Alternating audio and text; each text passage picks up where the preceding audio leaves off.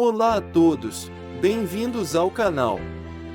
O tema dessa mensagem é o descanso do Senhor Deus. Hoje, exploraremos alguns versículos do livro de Gênesis e tentaremos interpretá-los. Vamos começar a nossa jornada pelo 7º capítulo desse livro. Gênesis capítulo 8, versículo 1. E lembrou-se Deus de Noé, e de todos os seres viventes, e de todo o gado que estavam com ele na arca.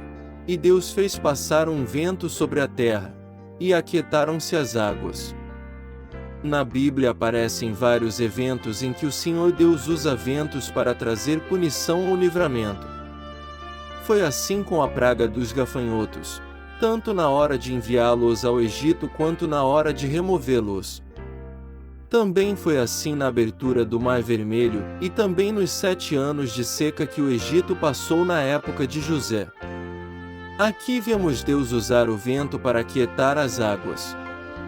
É preciso entender que apesar de estarem a salvos, Noé e todas as pessoas que estavam com ele provavelmente perderam muitos amigos, primos, tios e muitos outros parentes.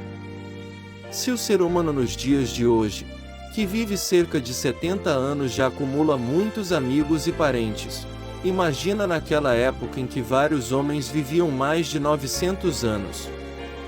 Se por um lado eles deveriam estar felizes de estarem salvos, por outro, provavelmente ficaram tristes por perderem todos os bens materiais e saberem que tantas pessoas próximas a eles foram mortas no juízo de Deus. Além disso, é preciso lembrar que eles provavelmente tinham um grande trabalho dentro da arca. Imagina ter que alimentar e limpar um local com tantos e tantos animais. Eles não sabiam nem onde e nem quando aquele período terminaria. Não sabiam em que local da terra estariam quando a arca se abrisse. Só podiam confiar e esperar em Deus. Versículo 2.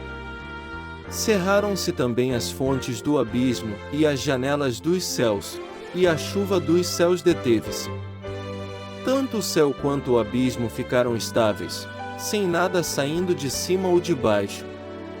A chuva da ira de Deus passou e veio um tempo de paz para os que estavam na arca com Noé.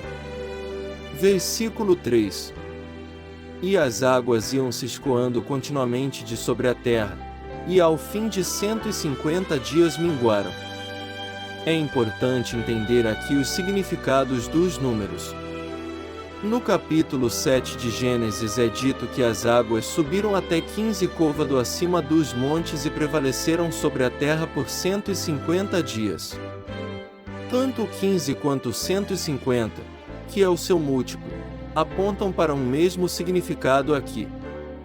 15 era o dia das principais festas do povo de Israel, o povo de Deus. Portanto, 150 e 15 falam de um período de festas e descansos para o povo de Deus. Versículo 4. E a arca repousou no 7º mês, no dia 17 do mês, sobre os montes de Ararat. Novamente vemos a aparição de números com significados bíblicos que parecem estar em harmonia com o contexto. O número 7 de 7º mês pode nos lembrar do 7º dia da criação, que também foi um dia de descanso. Versículos 5 e 6. E foram as águas indo e minguando até ao 10º mês. No 10º mês, no 1º dia do mês, apareceram os cumes dos montes. E aconteceu que ao cabo de 40 dias, abriu Noé a janela da arca que tinha feito. A arca chegou aos montes de Ararat no 7º mês. No 10º mês as águas estavam minguando e agora passaram ainda mais 40 dias, e mesmo depois disso tudo, Noé continuou esperando o tempo certo do Senhor Deus para sair. Como eu disse antes, eles provavelmente enfrentavam uma rotina de trabalho longa devido à quantidade grande de bichos para limpar e alimentar. Isso sem falar em todas as perdas materiais, sentimentais e o longo tempo de espera dentro da arca. Mas mesmo com tudo isso, Noé continuou esperando pacientemente pelo tempo do Senhor Deus. O número 40 aparece na Bíblia mais de 100 vezes, e geralmente fala sobre um período de teste, julgamento ou provação.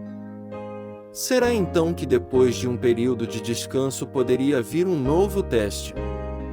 Versículo 7. E soltou um corvo, que saiu, indo e voltando, até que as águas se secaram de sobre a terra. Depois de um período de descanso, o corvo que estava preso foi solto e voltou a vagar pela terra.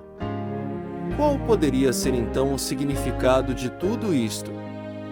O significado disso tudo aparentemente é apresentado no livro de Apocalipse, capítulo 20, que mostrarei a seguir. O dilúvio aponta para o dia da ira do Senhor Deus que está prestes a vir sobre a terra. Os salvos dentro da arca representam a igreja do Senhor Jesus, que ele salvará através do sacrifício que ele fez na cruz. O tempo de descanso após o juízo de Deus apontam para o milênio, o período de 1000 anos de descanso que o Senhor trará para a terra após o retorno de Cristo Jesus a este mundo. Os cumes dos montes parecem apontar para os tronos que aparecerão neste tempo. Os 10 meses e a liberação do corvo apontam para o final desse período de 1000 anos e a liberação de Satanás da prisão. Os 40 dias parecem mostrar que com a soltura do diabo, representado pelo corvo, começará então um novo período de teste. O corvo rodeia a terra em busca de carniça, em busca de carne morta para tragar, e é exatamente esse o papel do diabo. Apocalipse capítulo 20, versículos 1 ao 3. Então vi descendo do céu um anjo que tinha nas mãos a chave do abismo e uma corrente pesada. Ele agarrou o dragão, aquela velha cobra que é o diabo ou Satanás, e o amarrou por 1000 anos. Então o anjo jogou o diabo no abismo e trancou e selou a porta para que ele não enganasse mais as nações até terminarem os 1000 anos. Depois desses 1000 anos é preciso que ele seja solto por um pouco de tempo. Versículos 7 ao 15. Depois que os 1000 anos terminarem, Satanás será solto da sua prisão e sairá para enganar os povos de todas as nações do mundo, isto é, Gog e Magog. Satanás os juntará para a batalha, e eles serão tantos como os grãos de areia da praia do mar. Eles se espalharam pelo mundo e cercaram o acampamento do povo de Deus e a cidade que ele ama, mas um fogo desceu do céu e os destruiu. Aí o diabo, que os havia enganado, foi jogado no lago de fogo e enxofre, onde o monstro e o falso profeta já haviam sido lançados. E lá eles serão atormentados para todo sempre, de dia e de noite. Então vi um grande trono branco e aquele que está sentado nele. A terra e o céu fugiram da sua presença e não foram vistos mais. Vi também os mortos, tanto os importantes como os humildes, que estavam de pé diante do trono. Foram abertos livros, e também foi aberto outro livro, o livro da vida. Os mortos foram julgados de acordo com o que cada um havia feito, conforme estava escrito nos livros. Aí o mar entregou os mortos que estavam nele. A morte e o mundo dos mortos também entregaram os que eles tinham em seu poder. E todos foram julgados de acordo com o que cada um tinha feito. Então a morte e o mundo dos mortos foram jogados no lago de fogo. Esse lago de fogo é a segunda morte. Quem não tinha o seu nome escrito no livro da vida foi jogado no lago de fogo. Busque ao Senhor enquanto pode. Se puder, compartilhe este vídeo. E caso queira ajudar este projeto, doe qualquer valor para o endereço de e-mail abaixo. Obrigado e fique com Deus.